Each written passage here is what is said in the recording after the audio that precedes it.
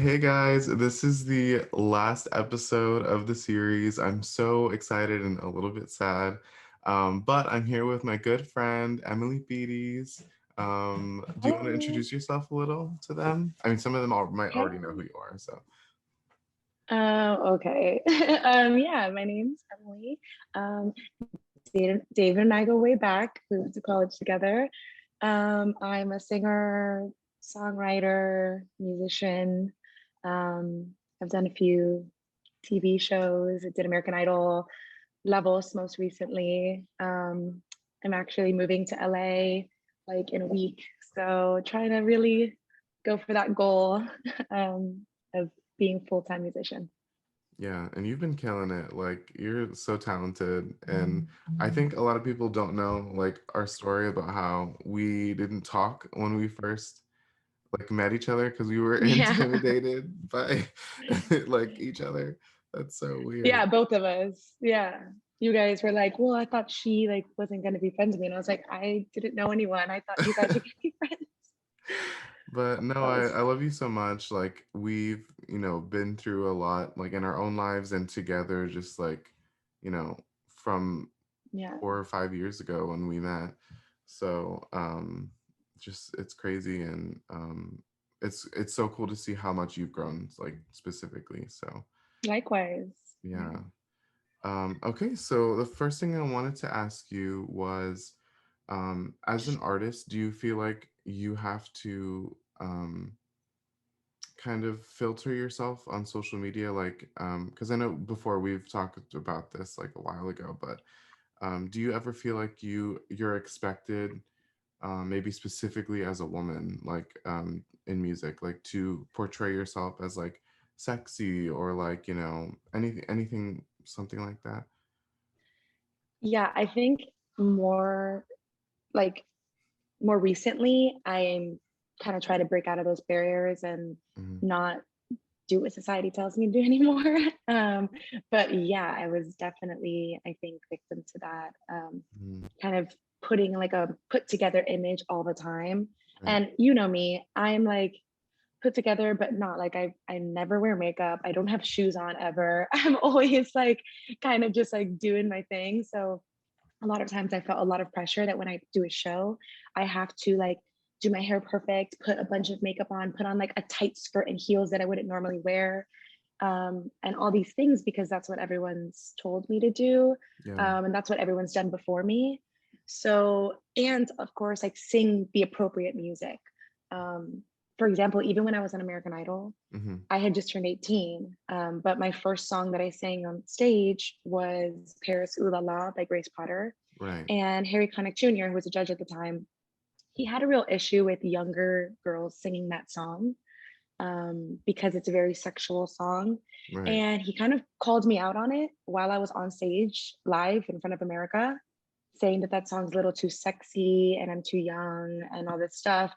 And I don't know, in my mind, it's like music is such an art. You should be able to express it in any way. For sure. And who cares if I want to be sexy? I'm 18. Like I could be a little bit sexy. Like it doesn't matter. So I feel like there's a lot of labels that people put, and you're supposed to fit in this box that I'm kind of trying to break out of now. Right. And I think that's really cool too. It's because like I feel like in the industry specifically, there is an expectation to be somewhat like sexy, but I feel like women specifically should be sexy, but like on their own terms, like because you want Oh, to, yeah. not because Yeah. like someone's forcing you or saying like this is going to be your image or this is going to be your thing. It should be your decision and like because you feel like you want to do something like that. So. Yeah.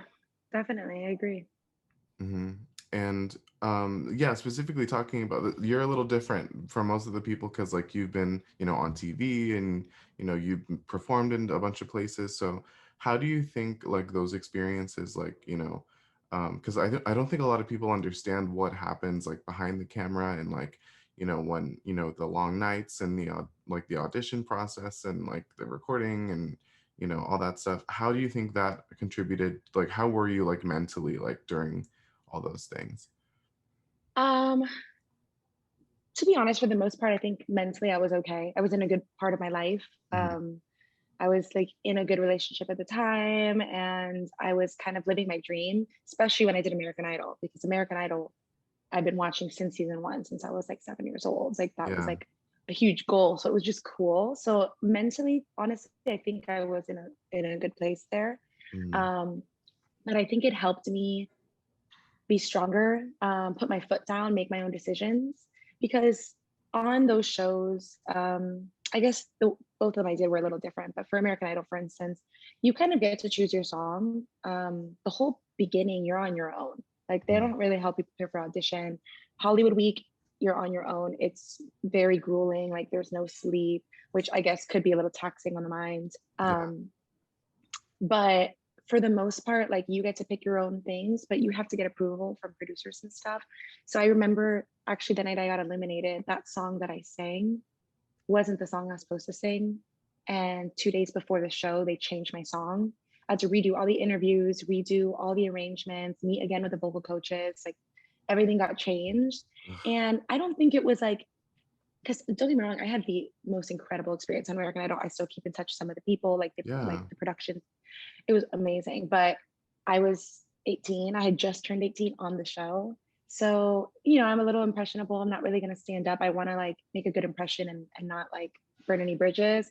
Right. So it was almost like, oh, what about this song? Oh, yeah, that's cool. Oh, cool. And they're talking amongst each other. And I'm standing there like, oh my God, what's going on? Like my song is changing. And they're like, Yeah. okay, perfect, cool. Work on that. And like, we'll see you on the show. And I'm like, shit. And I I think it's helped me, like going through that experience has Mm. helped me like kind of want to put my foot down, because for instance when I was on La Voz, it was opposite. They kind of held your hand throughout the whole thing, which is great. We got to be with vocal coaches from the audition point, Mm. but they chose your songs for you.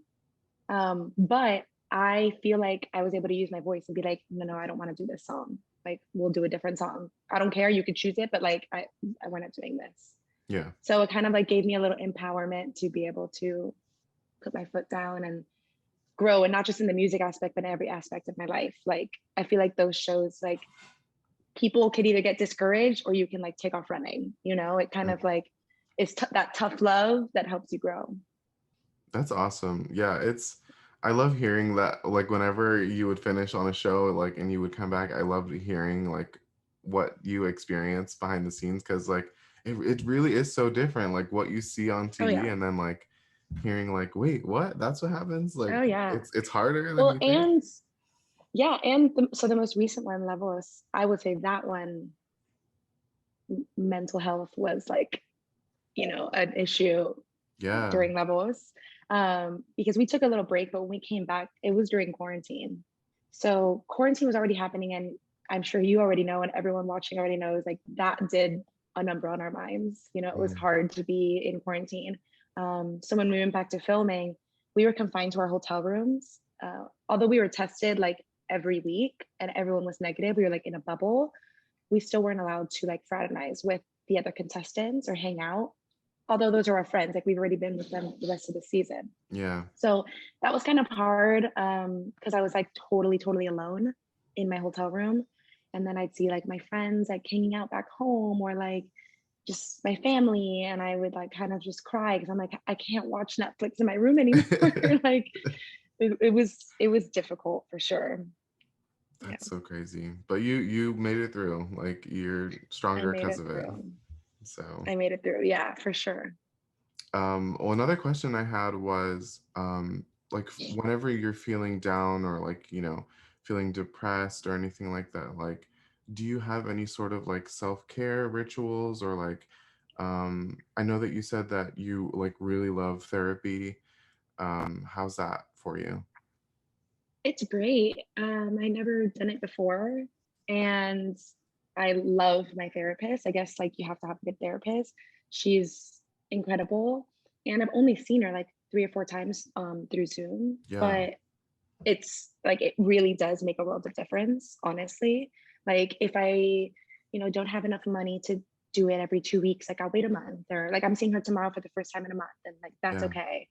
So I'm just self-care is like important, and I've realized that in the last maybe year or two, although it All should have right. been sooner, I guess. Mm-hmm. But those days that I'm like, you know, everyone has those days. You're just like, ugh. I would say I allow myself to do whatever I want. Mm. Like I try not to beat myself up that I want to lay in bed for 4 hours in a row. Or and like not even turn on the TV, like watch TikTok. But you know what? I need that day. Yeah. And I allow that. And then I love to do like face masks and stuff. And my girlfriend Lynn, I have a girlfriend, Lindsay. She's awesome. And we like to pamper each other. So she's like, I'll give you a facial. And you know, that's one thing like I know when she's feeling down, she knows when I'm feeling down. So I just try to like pamper myself, do what I gotta do. And usually it makes me feel a little better. And of course, music. Try to channel it. If I don't write a song per se, maybe like write down what I'm feeling, a little poem or something. Who knows what it could become later, you know? Yeah, for sure. And it's great that you have all those different like forms of like an outlet to just like decompress and just kind of like get through things on your own terms. That's awesome. Especially like therapy too, like talking to someone. Like I feel like the hardest part about therapy, and maybe it's just me, but like is actually like taking the step to talk to somebody because, Oh you yeah. know, in I guess in your brain or in my brain sometimes like I had felt like, wow, like I kind of felt like a hamster like in a glass like um not tank, but like whatever it's called, Yeah. because they're kind of just like looking at you and like trying to get to understand like why like what's going on with you. But to me, like for me, like I had a terrible therapist and he made me feel Yeah. like exactly like how I felt like a hamster. Like he was just looking at me like poking to see what would make me like but like burst, and I'm like, I this is Yeah. terrible. Like therapy shouldn't be like this. So No. mm, That happens too. Like that's the thing. Like therapy can be great or it could like be exhausting. It really depends on a therapist.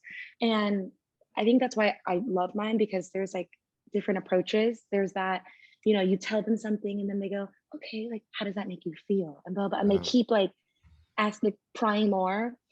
Whereas like the one that my therapist now, when I say something, she'll be like, that sucks. I'm sorry that happened to you. Like, yeah, you should be angry. Like, I'm sorry. mm, Like, that's real trauma. yeah, And I'm like, thank you. Like, I think sometimes you just need validation. You don't need someone to try to fix you. You just need someone to talk to and acknowledge that your feelings are valid, you know? And that's hard. And yeah, taking the first step is the biggest thing. You know how many like therapist appointments over the past maybe 5 years I've set up and just not gone to because I'm wow, like get really bad anxiety and I'm like, no, I can't do this. That's why all yeah. my therapist is not doing in-person meetings, but I'm just sticking to the Zoom because I don't know what it is. I just feel extra vulnerable and Mm. it's scary to be vulnerable, you know? No, I feel you. No, yeah, it's definitely, you know, it's hard. And um, you know, I think yeah, like I said before, like it's a really huge step for you to even just, you know, start doing that. And then, you know, the fact that you're doing great and you guys have an awesome relationship and like she's really helping you is just amazing. Yeah. So, Yeah, God bless for um sure. another thing I wanted to ask you was, do you have, because this whole thing is just based around, you know, yeah, the song kind of, but like more so like what inspired the song, like "Pay to Be Happy" is just like happiness and you know what we do to like achieve it and stuff like that. Do you feel like, whether it's earlier in your life or now, that you've sacrificed anything to be happy? Like for me, like the thing I feel like I've sacrificed the most is time. Because like for example, if I want to work on music, that means I'm not going to be able to hang out with like Emmy or like Armani or something, but Yeah. which is our friends by the way. But like you know, by doing that, like I make one step closer to being where I want to be in like my music career. So it's like while it's a good step in one way, it also like kind of not negatively impacts, but just like maybe emotionally impacts or you know something like Yeah. that. So what about you? Like, do you feel like Yeah. you've ever sacrificed something to be happy? Yeah. As weird as this sounds, I think I at one point in my life just sacrificed my happiness to be happy. You know, like when I was in my old relationship, um, there was like a whole year and a half that I was not happy. I was like pretty miserable. and I was trying everything I can to like make it work because like this was my little family. I've been in this. I'm like married. This is like it. So I was happy because I was like trying and okay, my relationship's going, but like really inside, I was not happy. It Mm, was not like fulfilling what I needed to. And also I wasn't happy because I wasn't really doing music. I was just doing like when we were at Valencia, I was doing OTW and music at school, which saved my life, you know. But I wasn't like truly happy. I wasn't doing everything I wanted to do. I wasn't able to be myself, which was yeah. like the biggest thing. So that was probably like the biggest time that I sacrificed, you know, something to be happy, which was my happiness, which makes no sense, but No, it it, does. Like, I get it. Because I oxymoron. no, I understand. Because, I mean, especially like with your situation, like, there was a lot going on. And it's just sometimes, I don't know, when you feel like it's also, I think, in some cases it's like tradition and like the definition of happiness, and like people say like, this is what happiness looks like, and this is what Yeah, happiness, like, literally, if we were 50 years ago, it's like you have a freaking girlfriend, like you'd probably be in jail or like something. I'd be So stoned or I don't even know. yeah, Yeah, so it's like the yeah, definition of happiness changes. And it does as we grow. yeah, and that's my next question is like, what is your definition of happiness? Because, like I said, like there are people whose definition of happiness is like, you know, money, and maybe some people's definition of happiness is music, or just like being alone, or just, whatever. Like, what's your definition of happiness? Um, I think two things maybe. Well, obviously music. But I would say being completely true to myself and not allowing anyone else to dictate like what I'm doing or my mood. Like that's when I'm truly the happiest. Like when I'm, you know, everyone's inside doing something. I'm like, okay, I'm gonna go outside and like I'm gonna paint and I'm gonna sit and I just kind of like do my own thing. Yeah, And like, you know, people are like, sure, go ahead, do your thing. Like that makes me happy because I'm able to be my own person without like having to depend on anyone or anyone's like, no, don't go. Like that's number one. Number two, I think the people I surround myself with are part of my definition of happiness because I am so happy when I'm with my friends, regardless of what we're doing. I could literally be sitting on the couch, half asleep, and we're not even talking, but in the mm-hmm, presence of my friends, like it really, it means a lot. My friends are like my family. mm-hmm. And whenever I'm around my friends, I feel happy, like no matter what we're doing. So definitely the people I surround myself with, that is like my definition of happiness, regardless of what we're doing. Yeah. Just feeling good energy and love, just loving each other. Like that's great. I totally agree with that, because I think happiness is a choice. Like, some people would say that it's just like something that happens, but you really choose, happiness, because, like, for example, if your happiness is your friends, you choose them. Like, it's not like, a mom or a dad where you're just born into that. Like, you choose your happiness, and you also like make it for yourself. Like, you can choose, to be a victim, or you can choose to, grow and like learn from the pain, and from the good stuff, and be better and learn to be happy and like create your own happiness. So yeah, Yeah, I totally I agree. agree. And I want to add to that, like, yes, happiness is a choice, but sometimes it's also like it's okay to like wallow in the sad for a minute. Like, like I feel like that's what makes at least me. That's what makes me happier. And I feel like extra just like refresh when I'm in a good mood because when I'm in a bad mood or like if I'm sad, it's okay. I don't try to like get over it. I'm like, why am I sad? That's okay. Let me like wallow in my sadness for just a little bit. And Yeah, then, you know, tomorrow's a new day and I got it all out of my system and I'm ready to go. yeah, You know, that's when somebody like chooses happiness or happiness, I guess, maybe yeah. like the outward happiness and they're struggling inside, Hmm. that's when it can become a problem. Right. But yeah, overall, like there is a big picture of like, okay, today, look how beautiful it is outside. I can sit inside and be upset about like what my mom said the other day, or I can be like, wow, what did I say? I'm gonna go for a walk. Like you can choose the happy side of things, Yeah. every day, every little thing you do chooses that, but it's okay to be a little sad Yeah, and every that's I once in feel a like while. literally same thing, like exactly what you said. Like I think learning, like being in that like sad place or depressed or, whether it's trauma or just like a bad relationship or just like a bad day, like whatever it is on the scale, I think Yeah, like just being in that and just acknowledging, okay, I'm a little fucked up right now, or things aren't great, like my life is shitty, or like, whatever. It's just I think acknowledging that is the best thing you can do, because so many people just pretend like it's not happening, or yeah, try to swipe it under the rug, and then at the like in the moment it's like it's fine, like they don't deal with it and they seem happy, but then like down the road things pile up, and then there's yeah, an outburst or like a breakdown. yeah, And I think I a really, 1000%. yeah, I really think, being in that sadness and in that depression or whatever is just really good for you to, it's a good place to jump to, being like, okay, I'm here. Like, I just, where you want to go after this, and just feel your feelings, and then, learn to grow from it.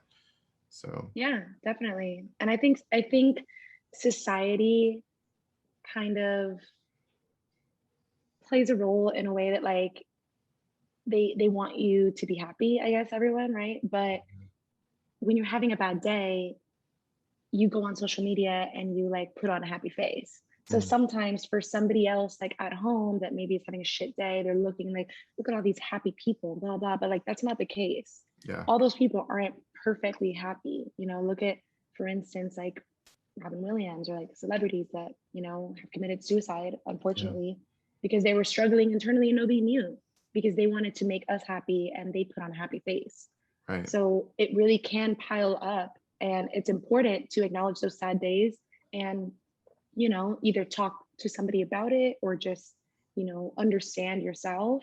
It's important to do that to be able to get past it, I think. I totally agree. Yeah. I'm always an advocate for, dealing with the hard stuff, because I feel like it's just a healthy way to do it. And I know it's not easy, because like it's hard to confront the hard problems, and especially like maybe the bad things about yourself, because I know that was a huge thing for me. Like I don't think I've ever talked about this before, but and I'm not willing to talk about it in like great detail yet, because it's something I find I'm dealing with. But I have daddy issues, like just being out there about it. Like it's not good. I don't have a good relationship with my father, but I've grown a lot from it. But one thing that I found has followed me like into adulthood is kind of like learning like criticism. Like because of him, I'd always want to please him. I would be afraid of being wrong or doing Yeah. something like misstepping. So when I fuck up or do something wrong, I'm extremely terrified of people like calling me out or doing something. So I always Yeah. try to be the best I can be, but not because I want to, but because like I have that thing from my You feel dad. like you have to. Hmm. Yeah.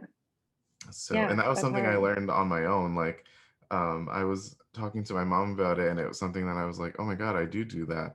So, yeah, But that's huge. That's yeah, huge because people go to therapy for years to get to that realization, to be able to like kind of come to it on your own. Like that's huge and that's good. Like you're working on yourself, you're being insightful, like trying to understand what's going on in the noggin. It's a yeah. lot. I mean, it's So crazy. Like, I was a huge people pleaser growing up, and I think that's where it came from. Because, same. yeah, for him, like, I did karate for like 13 years, and I didn't want to do it. Like, can you have seen me doing Oh, karate? Like, absolutely never. not. Like, I hated it. It was terrible. And I did What soccer. belt are you? I got all the way to Sorry. like, I think it was brown or something. Like, my dad's a big Wow. person in the karate world, but I just could Yeah. not stand it. It was terrible. And I did Yeah. sports, I did baseball, soccer. Ugh, it was just terrible. And I wanted to do music so bad, but he just never nurtured it. Um, and Mm. yeah, yeah, it was terrible. And I just, I was a people pleaser. Like, I always felt like I needed to make sure other people were happy, even if it meant like me being miserable, just because I Yeah. wanted to be the best in everybody's eyes. So, ugh, Yeah. yeah. Life was hard. I definitely, yeah, understand that.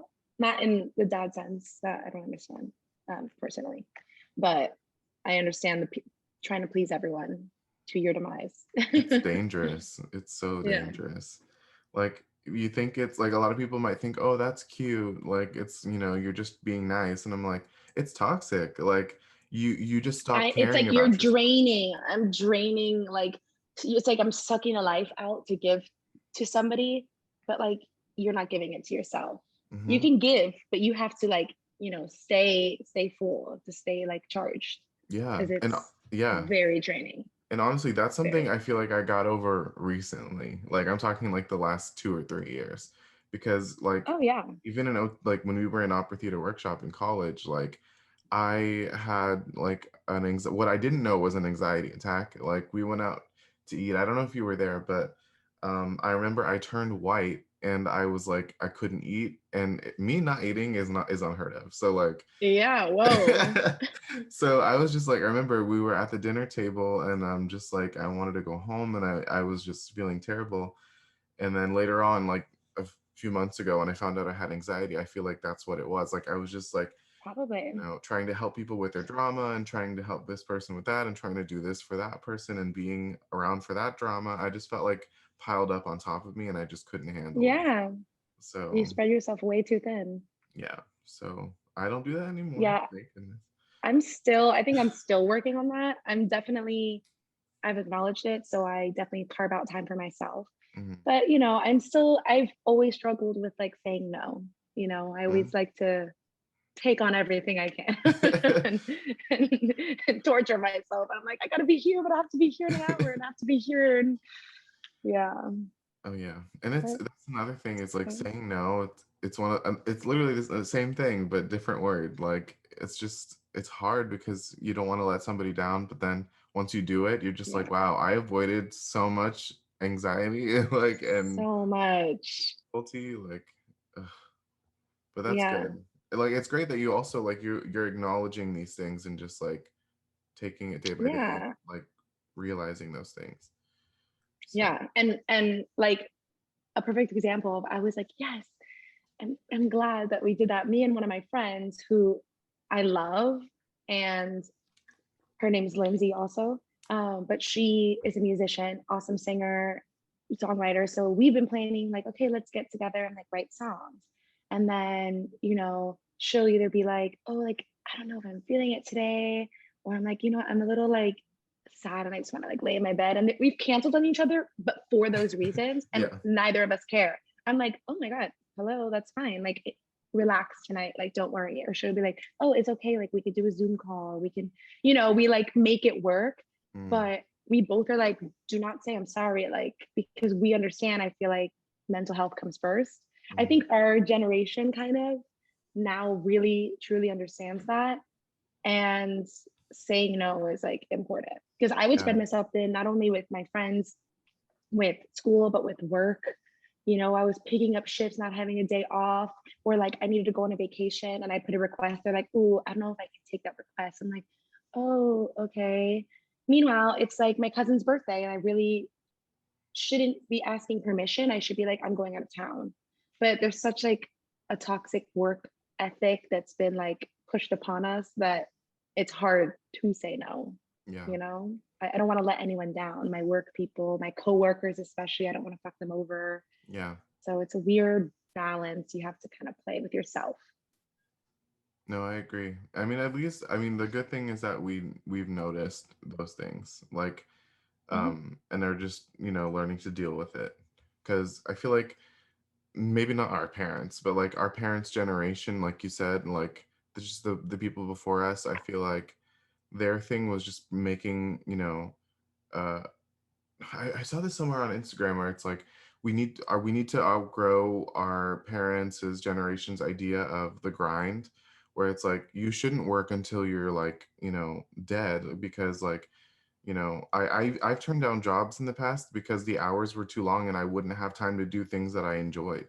Because like, it shouldn't be all about the grind. It should be about like, like yeah, it's good to work and to like, put effort into things, Yeah, but to when work it's hard.